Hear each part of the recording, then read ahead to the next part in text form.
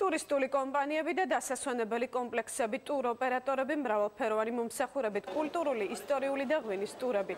დღეს საგამოფენო ცენტრ ექსპო ჯორჯიაში საქმიანი ტურიზმის შეხვედრების და კონფერენციების მე-14 საერთაშორისო ტურისტული გამოფენა გაიხსნა.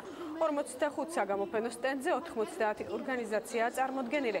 გამოფენაში ადგილობრივების გარდა მონაწილეობას უკრაინული, აზერბაიჯანული, თურქული, გერმანული და ტაილანდური კომპანიებიც იღებენ.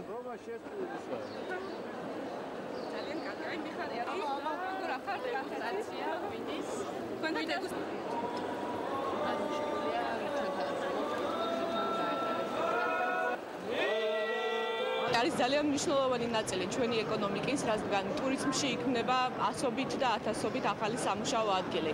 ჩვენი მიზანია, რომ რეგიონებში, ქალაქებში შეიქმნას ახალი სამუშაო ადგილები და დღევანდელ გამოფენას მთავარი მიმართულება ზუსტად ეს არის, რომ ეს კომპანიები გაიცნონ ერთმანეთი, შექმნან ახალი პოტენციური პროექტები და ამ პროექტების შედეგად შექმნათ სამუშაო ადგილები. ტურიზმის გამოფენა ძალიან მნიშვნელოვანია საქართველოსთვის, საქართველოს ტურისტული პოტენციალის პოპულარიზაციისთვის. მეორე მხრივ წელს გვაქვს ახალი მიმართულება, მაის ტურიზმი, ანუ საქმიანი ტურიზმის მიმართულება, რომელიც არის ახალი პრიორიტეტული მიმართულება. ამაზე დავიწყეთ ჩვენ შარშან მუშაობა, საკმაოდ დიდი დაინტერესება. M-ჯგუფი დღეს არის წარმოდგენილი, საკმაოდ დიდი სტენდით.